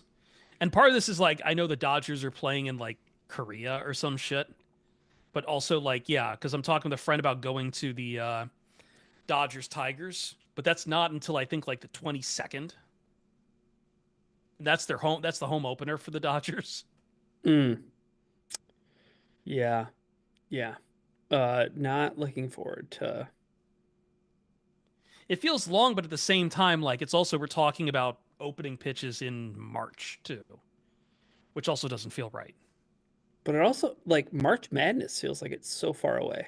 Yeah, it's still. I mean, how many more weeks do we really have? I think it's 2 weeks because I think. But then we got to do the conference tournaments.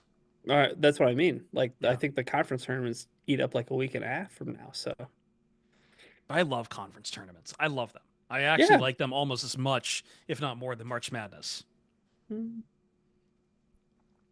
That's fair.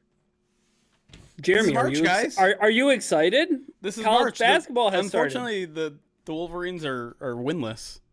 0-1. I was going to They say lost by they were 20 up on the points. TV.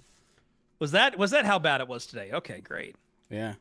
So I'm assuming they're not going to make the tournament since they're 0-1. Yeah, let's go back to the podcast. I am excited though because I have YouTube TV, and I've never had YouTube TV during March Madness, and so I'm going to be able to like quad box and stuff. Are you going to fill out a bracket? Probably not. Why not? POD cast brackets, POD staff brackets. I don't like the idea of participating in something I have no knowledge base in. Oh, that's the entire point of brackets. That's literally that it gives you an advantage at brackets. I don't think that's true. Because yes, it is. Because I've never even come close to winning. The office lady who just fills her out based on color always wins. Well, then they're much better at it than me. No, I'm just saying, you being ignorant of this sport is a benefit to you. It's never been a benefit to me, is what I'm saying. Yet. Yet. I feel like that's also like mostly not true. What? Like they're this idea of like having less knowledge helps, or that the office person who hates sports wins it. Yeah, I don't know if less knowledge necessarily helps, but I think I do agree that more knowledge doesn't help. Yeah. Single elimination playoffs are wild. Why it's March, baby. All right. What is actually the hope? What is actually the hope for Izzo this year, Ryan? No, I don't know. I've heard some people who are very, very negative about Sparty. It's not surprising. Like, Izzo has kind of shown his stripes over the past couple of years. It's like, no, man, you are part of the Bobby Knight era. He's one of the few dinosaurs. Like, I mean, who really is like older than him? Who's like still in coaching? Not as old as him, but I think the only other like super long tenured guy is probably Bill Self. Right. Which how's Kansas doing this year? They're having like their worst year. It's not. Well, Jeremy Hunter Dickinson is still playing college basketball for the Kansas Jayhawks. Whoa! I don't know. Oh my gosh! You played for Michigan like 5-6 years ago. Oh, that guy! I actually didn't know who that is. Yeah. He's still playing college basketball. Sorry, it's just weird to me that college basketball only plays 1 month out of the year. It's crazy. All right, let's go to the frickin' podcast. I'm done with this time.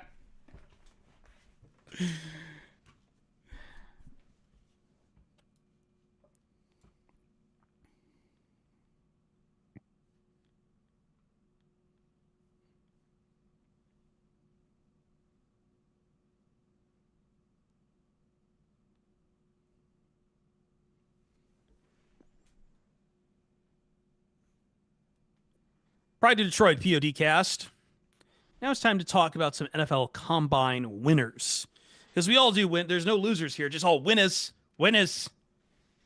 So last podcast, if you haven't listened to that, go back and listen to it. Give us more downloads on that. Why don't you? But also we had picked out 4 real positions to discuss. Edge, wide receivers, O-line, and interior defensive line. And we gave some guys who we wanted to see. There was a lot of talk of Gray Zabel, and without getting into too much, I'm pretty sure we're going to be talking about Gray Zabel again at some point here. But especially, I think this is fascinating because we're doing this on Sunday, which means, Jeremy, fresh in our minds is all the big guys on the offensive line who ran on Sunday. Literally the last group to run, I believe. Yep. Last group to do drills. So like, it's the last one we got to see. So it's still fresh in my mind, and it's no surprise when I was putting together my winners that I picked two guys from Georgia who ran today. But I was thinking the entire day about Will Campbell running a 5 flat. But that's we've got some other guys in here too, and I let me start by this. Has your idea as far as position of needs changed at all versus last week after watching, like, maybe say the DBs running? Has that changed your mind at all about what the Lions could use or need from the combine, or are you still in those 4 positions? No, I haven't changed at all. Even Brad Holmes said, we didn't really talk about his presser at the top, but like Brad Holmes said, I don't normally discuss depth of classes with the media, but me and Ray Agnew were talking, and like that, this defensive line class is the deepest we've seen in years. And I'll be honest, like I haven't fallen in love with any of those guys yet, and I haven't quite seen the depth of the class that everyone else is seeing yet. I'm still very early. I didn't fall in love with anyone at the combine that I talked to, but that is still, to me, that is going to be addressed on day 1 or day 2 or both, for sure. That's the sense I got, both out of everyone talking about this defensive line draft class and, what I heard from Brad Holmes and company. So I think that remains. I mean, listen, the Lions' needs haven't changed, so why would their targets necessarily change, even though this team doesn't necessarily draft for need necessarily? Ryan?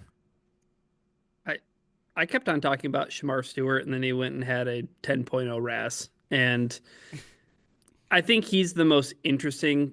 I don't know. Jeremy, do you think that this combine definitely takes him out of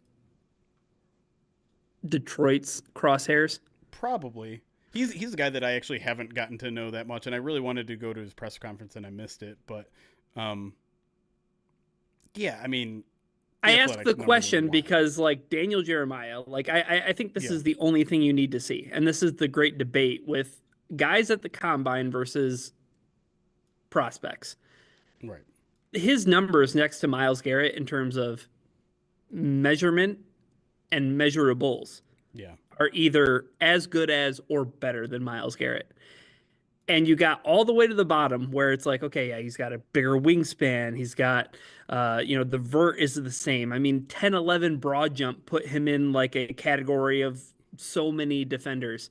Yeah. College sacks, Myles Garrett, 32.5. Shamar Stewart, 4.5. Like the great debate that always exists around the combine of measurables versus tape. Production. Yes, and production, right? So it's like, I don't know. It's the great debate that wages on, but I mean, there are plenty of defensive line prospects, I think, that really kind of turn people's heads in terms of their measurables. Really quick on Shedeur, or not Shedeur, Sanders. No, I'm getting whatever. Shamar Stewart. Shamar Stewart. Sorry. I was listening to Dane Brugler talk on his podcast, and he had mentioned like, how close is he going to get to Myles Garrett in terms of measurables? Because he thought he was going to fall a little bit short, but be close. Turns out, like, maybe even better. Like that, like wild. So there's always going to be a team that falls in love with measurables. There just is, and Jacksonville Jaguars, Travon Walker. Exactly, right. And production is always tricky, right? It's especially when you're judging maybe solely on sacks. The pressure numbers, I think, are a little bit better for him than the sack numbers, and so. But that's a really low number. Like it's a really that's a big number. Gap. That's a big gap. Yeah, 28 sacks. Yeah.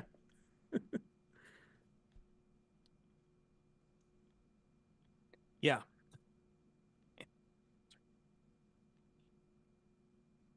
I completely lost my spot. Hold on. And when you just continue so I don't I'm completely out of law. Oh, all right. Sure. I got it. Sorry. All right, Ryan, you said there were some couple other defensive linemen that really showed up in this combine. Who else did you like?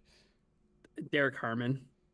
I mean, really That's easy to fall in love with a guy who has just like so much length, and I thought too, like watching him in the drills, like his agility was something where I was like, oh, that guy will have pass rushing chops Hmm. at the next level, and that's kind of what I want out of the Right. Lions in terms of a guy that they draft, right? I want more pass rushing stuff.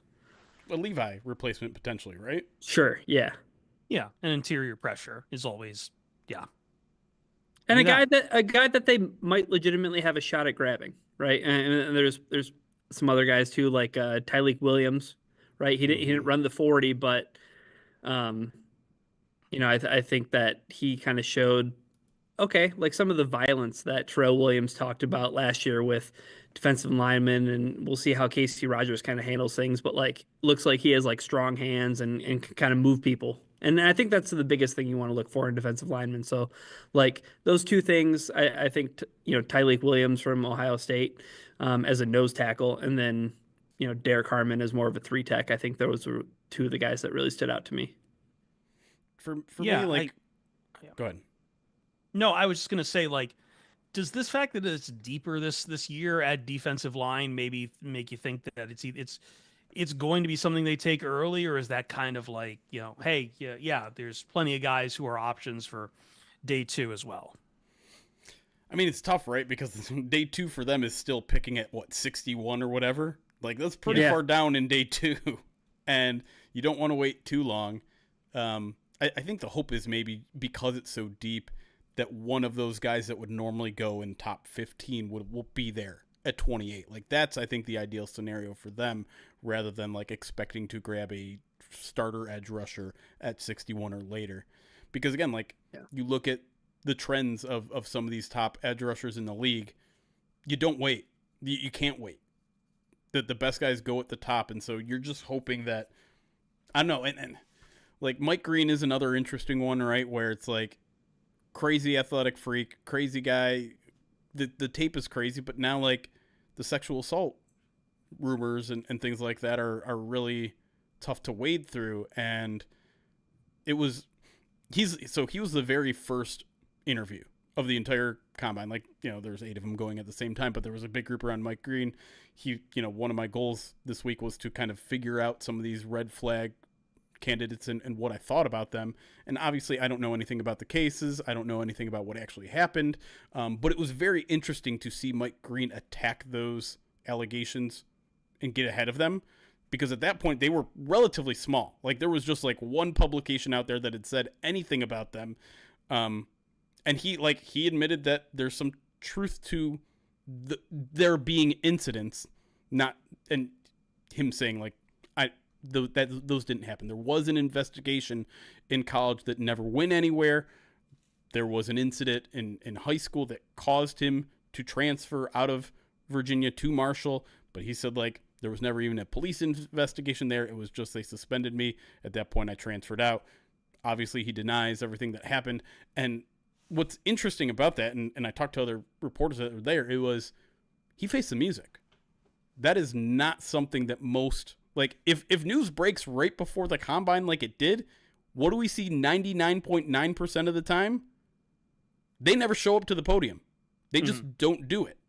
And so either this guy is, I mean, vehement believes he's innocent, or like the dude's a psycho and whatever. Like, and I'm not gonna sit here and tell you he is what he is, because I don't know him well enough, and I'm not gonna pretend like I can get to know him in 15 minutes. But it was just like a really interesting way to kick off the combine, in something that's relatively unprecedented. A guy just going out there and defending his honor like that. Let's turn it a little bit towards the offensive line, because I do know there was one guy that Ryan wants to talk about pretty much nonstop. Before we get to that, though, can I gush a little bit about Tate Ratledge? Please, Because I know want to talk about that him too. I know that running a 4.97 in the 40-yard as an O lineman, like, okay, what's a 40-yard dash do? But this man's very impressive physically. I believe I'm trying to find his RAS scorecard again. I believe he was at 997. 997. Owing to the trend of the Detroit Lions also picking guys who are good huntsmen, I mean outdoorsmen, he apparently goes turkey hunting and has an incredible, like, Jeremy, you and I were talking about this. There's a lot of guys with mullets and mustaches Yes. this year for the offensive line, but I don't know. I thought he was very well spoken. I feel like that's someone that like can be had for day two, unless, I mean, his draft stock is going to go way up because of just he was probably there was a plenty of freaks on the offensive line for showing up. There was a lot of like super high RAS scores, but like his was probably the most impressive from the showing in my book. Yeah, I was at his press conference, and he was definitely one of my standouts of the week there. The thing that stood out to me most was he was talking about his relationship with Carson Beck, the quarterback at Georgia. And he was like his backbone.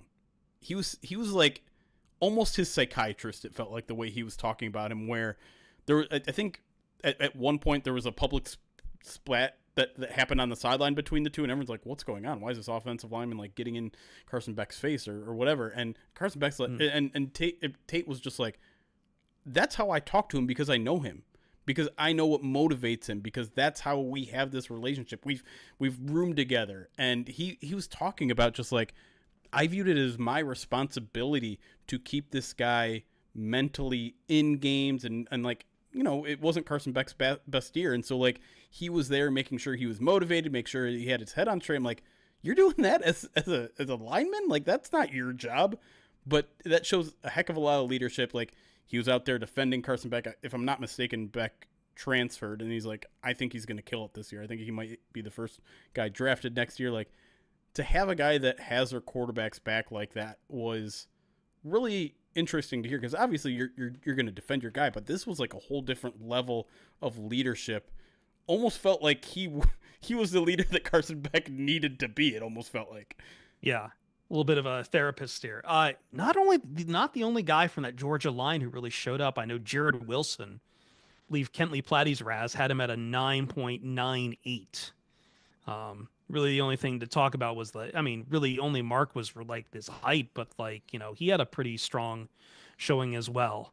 And man, there's just some great athletes on that Georgia offensive line. And I think, you know, I know you're not looking specifically for center over something like a guard. And I know that, you know, Nick Baumgartner was talking about him as probably the best pure center in the draft. But if he can play guard for you, potentially, you know, to do that kind of role that, you know, you got out of Graham Glasgow, like, look, again, sure, long-term needs too. The Lions will be looking for a center before too long. It never hurts to get a Georgia offensive lineman, considering the defensive lineman they're facing in practice every day. Yeah. Iron sharpens iron. Exactly. Yeah, I know another guy that you enjoyed, though, if we can squeeze him in, Tyler Booker. Yes. From Alabama, somebody you came away with being pretty impressed with. Yeah, his RAS scored not great at all. Whatever. But yeah, I mean, I asked him, because he said like what makes him different and things like that. He gave a relatively, you know, chalk answer of like, I love football more than anyone else does, and I love football. And so I was like, okay, what about football do you love so much? And he again, like, he kind of went boilerplate. He's like, well, it's a team sport. Like in basketball, one guy can take over, but you know, in football, it has to be all 22 guys working together and blah blah blah. And then he went in like full rampage mode. He's like, but what I really love about football, I love taking the love of football away from other people. And I'm just like, hell yeah. Conan the Barbarian, crush your enemies, see them driven before you, hear the lamentation of their women. And just like the words legal assault came out of his mouth. Like, yes, legal assault. I'm just like, okay, that is the answer I'm looking for. And, you know, if he had a meeting with Dan Campbell, if he said those words, like, okay, like Dan Campbell's like, oh, well, that guy's on our board. And I know like he's a first round prospect, and a lot of people don't think he's necessarily going to fall to the Lions. But he plays guard. I mean, that happens all the time. True. And maybe people are going to be scared away from some of those athletic scores. So, yeah, he was a fun guy. And I think maybe the last guy I listened to. So like, that was a nice one to go out on the NFL Combine for me. I got a couple more that I also want to talk about. I know we're going to get to Gray Zabel. He's one of them. Do we want to go Gray Zabel now, or do we want to squeeze in the last guy I want to talk about? Go ahead. USC's Jonah Monheim He now didn't perform at the combine, if I remember, though. Correct. He skipped out on the drills. I So don't keep remember an eye on his USC reasoning Pro for Day. that. Yeah. He's a guy that is not. I haven't watched his tape yet. I'm going to be completely honest. So I don't know how he is as a player, but I can tell you this. I stepped in the middle of his presser, and within one question, I could have told you that guy was a center. Because he was asked a question, which I think is a really good, smart question. I heard a couple people ask it, is what's one point in your career in which film, like you were watching film throughout the week or in previous weeks, and it paid off on game day? That film study helped you put... Immediately, he pulls up a 2022 game. He's like, we were playing this team, I think it was Fresno State. We saw this blitz. We saw that they were showing this blitz. Immediately checked into a run play, and it was a 35-yard touchdown. It was a 25-yard touchdown, so he gets half credit. He gets docked a little bit. Gosh. But like for him to have that, like, you know, that photographic memory of like, I remember this play. I remember when it was. I remember everything that happened. Like, that's a center. That's a center right there. And he's a guy that plays. He's literally played every position. He played right tackle, left tackle. Okay, he didn't play left guard. Played right guard. Played center this last year at USC. Two-year captain. Just like, he is a guy who, if the body can get in tune with the brain, I think he could be a starting center. Now, again, I haven't watched his tape, but the fact that people are listing him as a day 3 guy is telling me it's probably going to be a little bit more rough than I expected. But USC's line has not been good for a few years, but I don't think that's all on Monheim too. It's like, look, you're only as good as your weakest link there, and USC's had plenty of weak links across that O-line. I think of, like, if you're a smart guy, you have a body that's good enough for the NFL, and you throw him at Hank Fraley, maybe he can make something of that. Absolutely. The career trajectory of Giovanni Manu. There you go. Yeah. Why not add another developmental offensive lineman to this roster? We already got 2 of them. Why not? But also, why not throw Gray Zabel at him too? Because here's the thing. I want the Lions to draft Gray Zabel at 28 so freaking bad.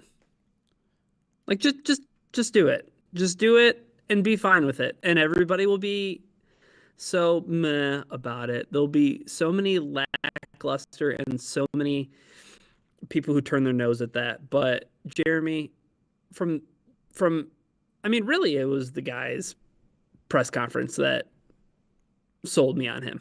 Yeah. I mean, we talked about him last week, right? He was one of my favorite guys on tape, so you knew I was going to go over there and listen to all, like, I think it was 16 minutes of him. And, you know, part of it was to hear about Tyler Roll, who he, you know, talked very glowingly of, said, like, this guy. Gushed about him, yeah. Yeah, he's, you know, he comes into the day like he's on caffeine, but he doesn't even drink caffeine. Dan Campbell will take care of him. Right. On the caffeine or on the...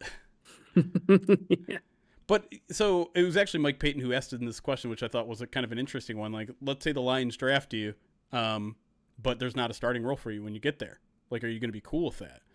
And, you know, I thought it was a really good answer, like mixing humbleness with, like, but I want to start. It was just, you know, he's just like, listen, I know this is how the NFL sometimes works. Is I'm not going to come in here and expect to know everything. I'm going to come in and trying to be a sponge and learn everything. And if that's what I got to do, what I got to do. But I didn't come to the NFL to ride the bench. Like, I want to start. I didn't come to the NFL to play school. Exactly.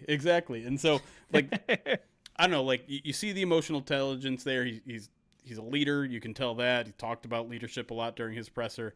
Man, yeah, Positional I'm versatility. Right? Like, Yeah. I mean, like, he's Dane Brugler's number 1 center. We talked about that on the podcast last week, but like, he played center at the Senior Bowl, but he played left tackle at North Dakota State, and everybody's like, well, he's going to move into guard. It's like, okay.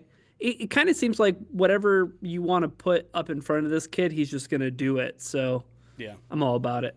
Yeah. You always have to be a little concerned about those small school guys, but at the same time, I'm with you. Like, I don't think Brad Holmes has ever been scared and physically. Brad Holmes hasn't been scared of. No, did he kill the combine? I don't even remember. I don't think he ran. I don't think he ran. He didn't run, but yeah. Brad Holmes hasn't been scared off of small school guys before. Sure. First round's different though, right? But it's late first round. Yeah.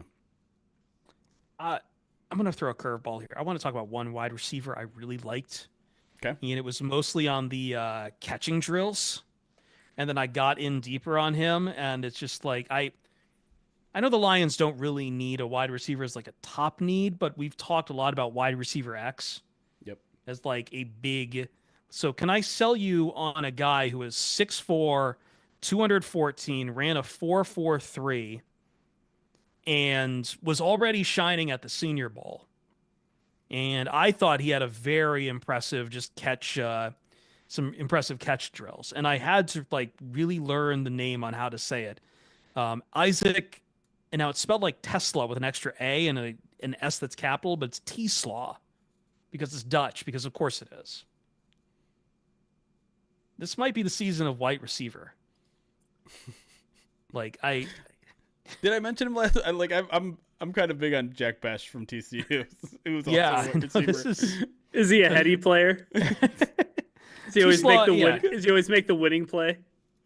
9997 on RAS out of Arkansas, but again 6'4", runs pretty damn well and has a just explosion off the line that's getting him separation. That's more a than big anything. guy. That's a big guy.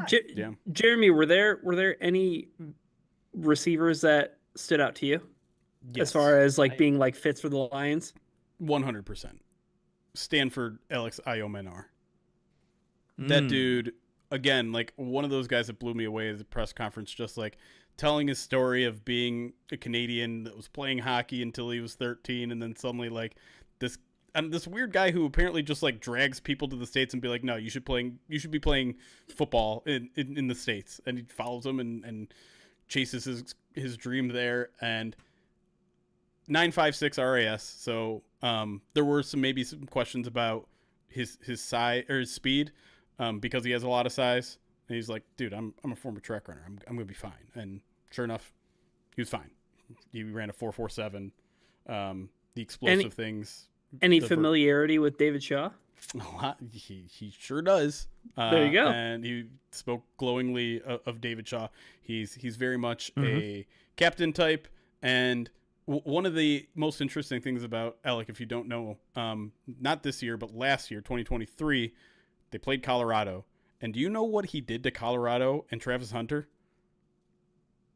Double overtime game, so maybe the stats are a little bit inflated. Oh, I feel like I remember this game. I remember this now. 13 catches, 294 yards, and 3 touchdowns. And when he was asked about that game, and he was asked about 4 times about it because, you know, you have people cycling through and they don't hear the first answer. He's like, you know, that I can't do that unless my offensive line is blocking. I can't do that unless the ball is there.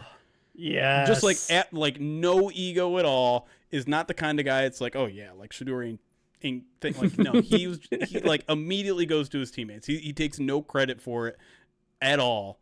And to me, like maybe a top 2 press conference I saw this weekend. That guy is lying through and through. And the fact that he showed up in the athletic drills too was like, that's maybe my dude. And then the only other guy that I have kind of on that level in terms of the press conference I went to is Iowa State's Jaden Higgins, who's another guy that's going to go in the first or second round. One of the things that stood out to me is like he's 6'4", 215, and he's like, but I move like a small receiver. Like I got that wiggle. I'm like, well, let me see what you do on combine day.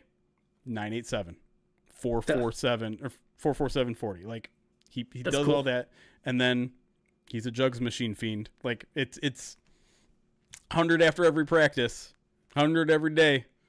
Oh man, I'm on Ross St. Brown. And I asked him like, hey, so like, where'd you get that habit? Was there any inspiration from that? Like, I'm crossing my fingers. Saying you're fiending for the headline. It wasn't Amon-Ra, unfortunately, but Jaden Higgins wants to mirror his game after this NFL wide receiver's work ethic. The headliner would have written itself, but lo and behold, unfortunately, he's got his own intrinsic motivation. Doesn't need the external motivation. But no, Higgins to me was a pretty darn good press conference too, so I think he's probably a character fit as well. Chris, would you have a problem with the Lions drafting a receiver as early as like pick 60 in round 2. If they, I mean, if they want No, to get in the Alec business, or if they want to get in the, I mean, Jaden Higgins might, I mean, that I don't I'm gonna know. put Seeslaw in there too. Okay. Like I know he's like he didn't come in with a great grade on it, but I feel like athleticism purely there like definitely turns some heads. Yeah, no, I don't think I'm really against that because again, I feel like what this Lions team is missing right now is that X receiver. It feels like a bit of a luxury, but as we've talked about, like 60's late enough where I feel like you stop talking about positions of need, start talking about who's the best player available. Yeah. And I feel like if nothing else, I feel like this is also dependent on what they do in free agency, right? Because this could be a big position where they just bring back Tim Patrick. But if They they don't could, bring, but that's but if they don't, that's not long term either though, no, Chris, it's right? not. Like, yeah. No, it's not. Yeah, they and like, you kind of I do, you got JMO in one role, and it remains to be seen how much money they want to kick to JMO as well. So like, yeah, I do feel like wide receiver. There's plenty of ways you could go with wide receiver. A lot of this has to be up to what Brad Holmes's vision is for the long term future.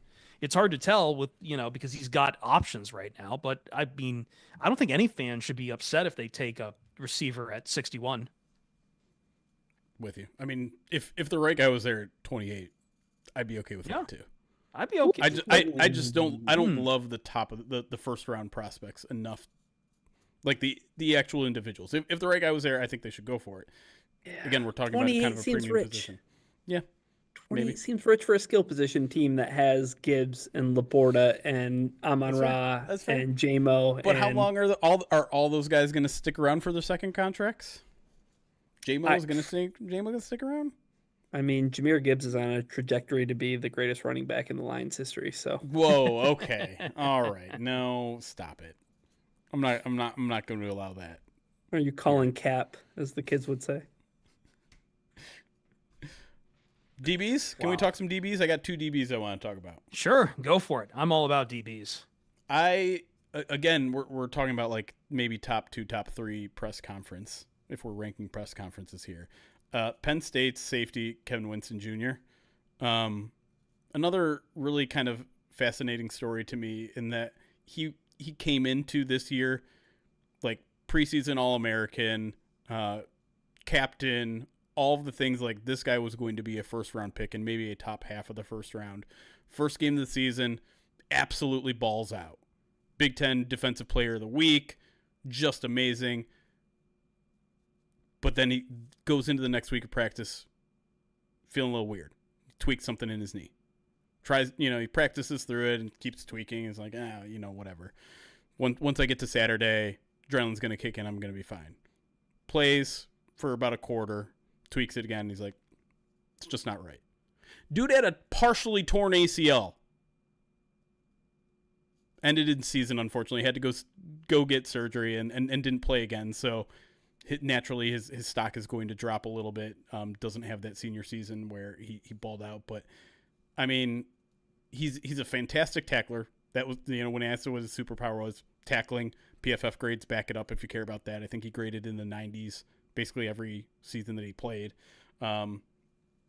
Again, the personality is there, team captain. He's tough, he tackles, and he's a leader. Like, what else do you need me to say to sell you on a guy that is going to be Lions? Now, safety, again, is one of those positions where it's not top of the needs list, but I think this guy is going to be a Dan Campbell guy. And are the Lions going to extend both their safeties right now? Brian Branch going to get extended after Kirby does? Does Kirby get extended? Is this they're out for Kirby? Extending Kirby right now is a whole other conversation to have since he's coming off the best year of his career. He's like, it's the exact wrong time to extend Kirby Joseph because he's the interception leader. Do you hang on to that for another year and hold out and hope he isn't the interception leader next year, but also kind of hope that he is? Like, I don't know. It's hard to say because I think you'll have to spend 61 on Kevin Winston, and that might not even be good enough to get him. But I just really like the guy, and I think he's going to be a very, very good player for some team. Who else? Kobe Bryant. I forgot what's Kansas Jayhawk. Kansas. Yeah, that's right. Again, like he's a little small, 6 foot, but like 175. I don't know what he officially measured in, but that was his college weight. But he plays like a big guy. He's a hitter. You look at some of the film on that, like he is just overly physical in a way that we know the lines like their corners. One of his interesting answers at a press conference was, it's talking about his interceptions. I think he has 5 or 6 interceptions in the last 2 years. So decent ball production. And he's asked like about that. He's like, listen, I'm just trying to do my job. If the interceptions come, that's great, but that's not something I'm focused on.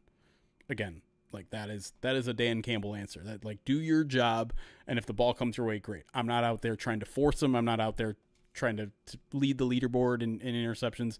I'm just doing my job, and if it comes. And again, yeah, I think he won his press conference if we want to play that game. But again, like there's a reason why I went into why I went into Indianapolis with that being my primary goal. Is like, let's learn these guys' personality. Let's learn how they tick. Let's learn how they're going to fit in the locker room. That's what the Lions are doing down there. When Dan Campbell was asked, what do you get out of the NFL Combine? Do you know what his answer was? Formal interviews. Mm-hmm. That's it. Like that was the only answer he gave because that's the most important part of the process for him. So that's kind of how I treated it myself. That's what we talked about, right? Like we talked about heading down to the Combine, the 2 most important aspects of it, medicals and interviews. Yep. All right. Have anyone else they wanted to talk about? Last call. What about tight ends? I just know the only thing I know about tight ends is Robbie Oots and his good hair.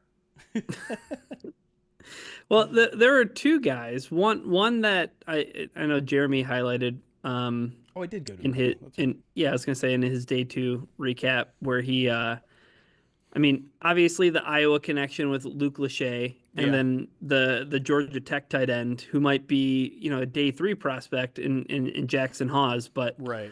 Either of those 2 guys seem like, all right, the Lions have Sam Laporta, they have Brock Wright, but beyond that, we'll see what they have. And if they bring in a guy into the mix, it's probably going to be a guy who's more of an inline blocker. And that's what Hawes is. Yeah, and that's what you talked about a little bit with Hawes. Yeah, he's an interesting one. Maybe a day 3 guy, smart. He went to Yale before he went to Georgia Tech, and made sure to get his degree at Yale before he entered the transfer portal. So definitely got the brains. He thinks he has the hands, but the stats don't particularly show that yet. But I think he was super excited when he transferred to Georgia Tech, because he got to be in more pro style offenses because he got obviously a little bit better in terms of playing competition, things like that. And so he mentioned a certain game where he's like, go turn on that tape, and I went and turned on that tape, and he indeed was a force as a blocker on the edge. So he's the guy that it was the kickoff game, right, in Ireland versus Florida State. Yeah, is that what it was? Yeah, I don't even remember. It was the first game of the season. It was a big upset, but Chris, you remember that game? Run the ball. Run the damn ball. I was going to say my eyebrow quirked up a bit when Jeremy described Georgia Tech's offense as pro style, which I don't know. The only professional thing it's at being is Neanderthal. But as we've established on this podcast, we love Neanderthal too. Well, and so does Dan Campbell. And part of Jackson Hawes' quote was, a lot of 12 personnel, tons of shifts and motions. Yep. So it's like, okay. Like that's what you're in for. If John Morton, Jeremy, is anything like Ben Johnson, I wouldn't see that changing. Yeah. All right, I think we can wrap it up there. Nothing about quarterbacks. Don't need any of that. Honestly, well, I heard a rumor about Hendon Hooker. Stop it. No. Okay. Stop it. All right. What? Stop it. This, by the way, I just want to say this is the most confident I've ever talked about the NFL draft in my entire life. I was about to say, I'm sitting here on the sideline. I'm like, I got in a couple sentences about TSLAW, and then just Jeremy just bowled me over just to go straight to his. Like, he is talking like he's Kent right now. I only know like 20 to 25 prospects right now, but I feel like I actually. But it's know all in the them. wheelhouse. It's all in the wheelhouse tonight. Yeah. He knows 25 of the 250. Chipping away. We got 2 months 10%. until we got 10%. He's got 10% down. And here, that's the thing. Like, and we were talking about it off air. Like, the draft is still 2 months away. Free agency is right on our ass. It's next week, and so next week when we're on this podcast, we'll do a full like free agency preview. But like, the Lions are going to start re-signing guys probably this upcoming week. So we got to really like make a hard pivot now to free agency and see what that brings. Well, to get all that, prideofdetroit.com. And to get all of us, Chris Perfett at Chris Perfett on Twitter and at Perfett on Blue Sky, Jeremy Reisman at Detroit on Lion, Ryan Matthews at Ryan_POD. Midweek mailbag coming this week. Scraps coming this week. It's our usual routine. We're back to it. And what else? Anything else? I mean, maybe an emergency pod if something crazy goes down. Oh my God! Emergency pods. Oh God. Yeah. Well, I think we might have to do one next week, the following once free agency starts. Oh, for sure. Yeah. Absolutely. Well, let's get out of here because we're over time. For myself, for Jeremy, for Ryan, we will see you Starside. Recording stopped. I also know we're close to Ryan's heart out, so I want to get out. It's a good call. We did a great job. Yeah, I think we Hell did. yeah. I thought it was a good show. I think we nailed it. What do you think, chat? By the way, Jay-Z on YouTube says, once he starts talking kickers, then we call for help. Accurate. They were very early. Actually, you would have been there in Indy when they were doing on-field drills for kickers. I sure was. So, the very first day of interviews were defensive linemen and special teamers. Defensive linemen were at all the podiums. The kickers were relegated to this table. No respect. No, only No that. respect. Only that earns a chuckle from Jeremy.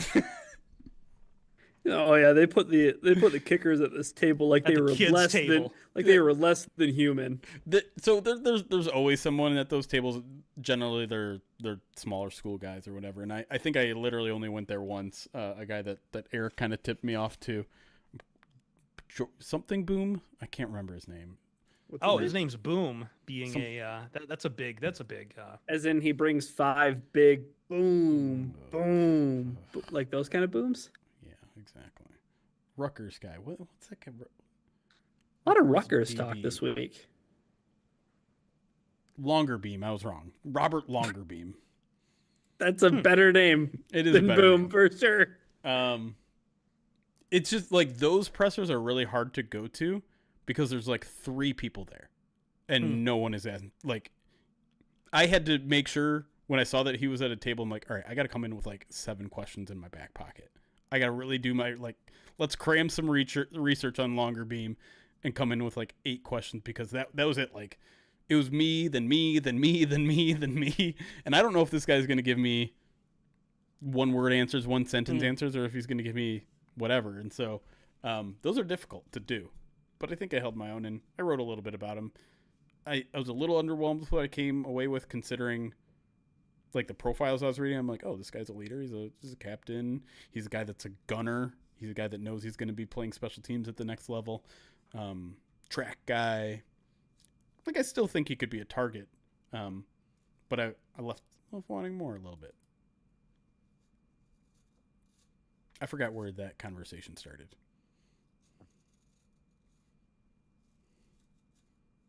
Oh, I was making fun of kickers. Yeah. Mm-hmm. That's right. As expected. One thing I didn't do all week was go into Lucas Oil, and I don't know if that was a mistake or not. Most people told me it's kind of boring. I was going to ask It's you pretty empty. if you were in the building when Maxwell Harrison ran his 4.3. So Nope. I didn't watch any of the drills. Who was the wide receiver who was really bragging about the time he was going to post and end up eating shit? Isaiah Bond, who said he was going to run faster than Xavier Worthy, and he ran like 2.44 somethings. So Jaden Blue, the running back out of Texas, who we were all at because it's a sharp choice, he said he was going to run a 4.1. We didn't talk about him on.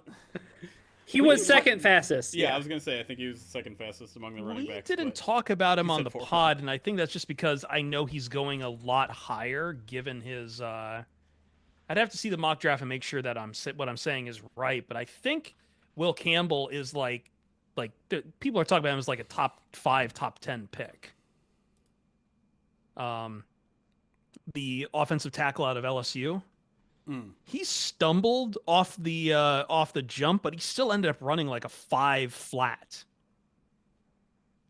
for a tackle. 319, that's not bad. He's a big guy, 6'6", all that good stuff. Yeah, that's a lot of man moving for 5 seconds. I think the big thing though was the questions everybody had. I never know what to make of it because I register it away and then I can never bring it back. But like the debate about arm length, like arm length is so big because this was something we definitely talked about with here too. With Hutchinson though. We talked about arm length with Hutchinson a lot. Yeah. But there were people who had questions about like Will Campbell's arm length and like, are they long enough for a tackle? And it's like, I don't know, dude. Like they'll just figure it out. Like if they're like Panay had a little bit of that criticism as well.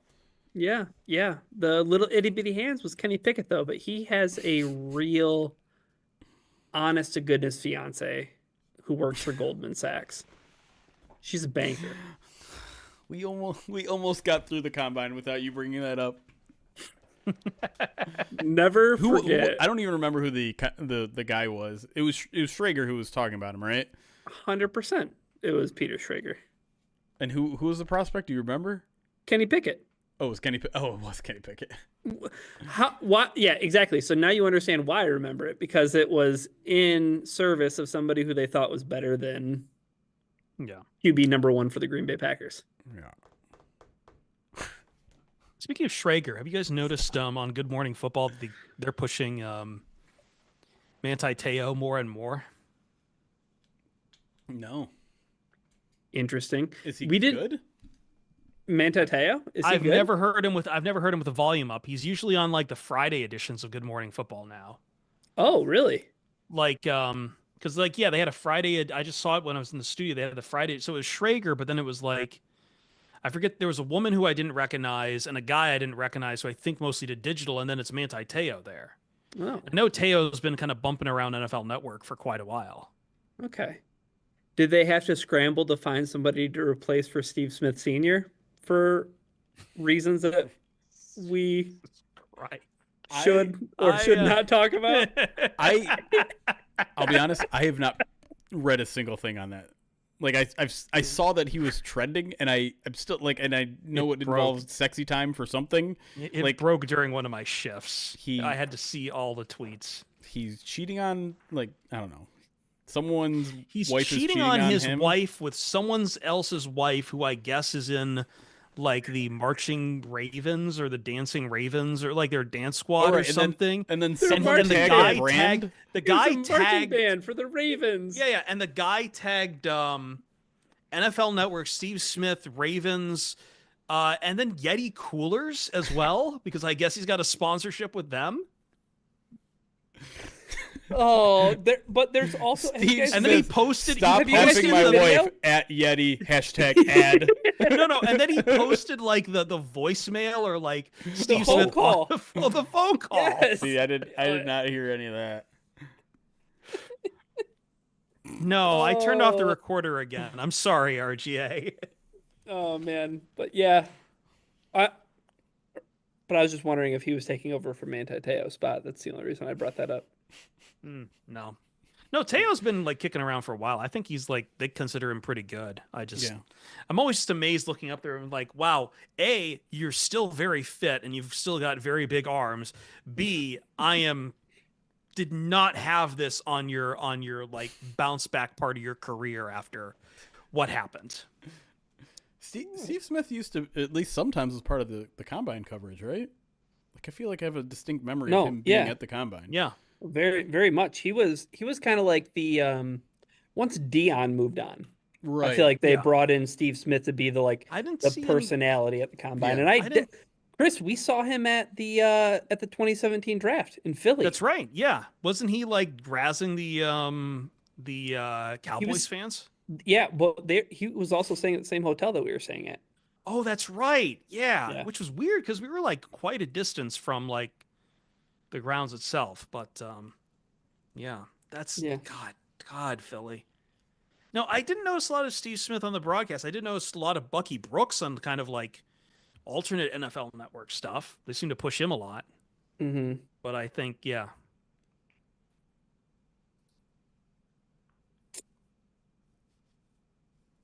Oh, we didn't talk about Martin Mayhew. He retired. R.I.P. He's not dead. He's just done working. R.I.P. He's the guy I could see get involved in media a little bit if he wanted. He's kind of got that poise. Sure. Go for it. Sure. Yeah. He's a good guy. It's not drafting tight ends. It wasn't for a lack of trying. Definitely tried multiple times. There, when maybe you didn't need to. One time, I was walking the hallways at Indy, and I just heard the name Eric Ebron. And I didn't, there was a couple of people talking about him, and I really wanted to butt in and be like, who are you and why are you talking about Eric Ebron? Like, maybe it was like a former Lions front office person, and I didn't North recognize Carolina him. person? But it just, like, my ears immediately perked up, and I literally, like, stopped head on a mid-step. swivel. I'm like, what's happening here? Like, I need to turn and look at who's talking, and I didn't recognize them, unfortunately, so I wasn't going to interrupt. But did you buy one of his NFTs? His apes, one of those ape things. Yeah. The Bored Ape Yacht Club shit. I'm gonna have to figure out what to do with midweek mailbag, Krolik, because we were supposed to do one at the combine for subscribers last week and didn't. So I owe them one. I'd like to do a regular one too for the podcast feed. It's just a matter of me and Eric having enough time this week to do both.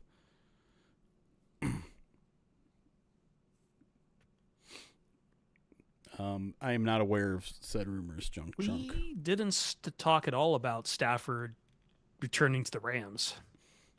True. I think I side-tabled it to talk about whether or not Aaron Rodgers was going to play for the Giants. Yeah, I mean, at this point, it's all said and done, so, like, there's no drama at all to talk about other than, again, what happened in a Starbucks in Indianapolis. It was a kind of a fun week of rumors there. Like, I didn't... Yeah. I don't want to say I didn't believe that the rumors were true, because obviously, like, it was true. I just thought people overreacted to what was happening a little bit, because it was very clear from the get-go, the reason why they were letting Stafford and his agent talk to all these people was, like, yes, they needed to know what his value was. They wanted to know what their value was and see if they could match that.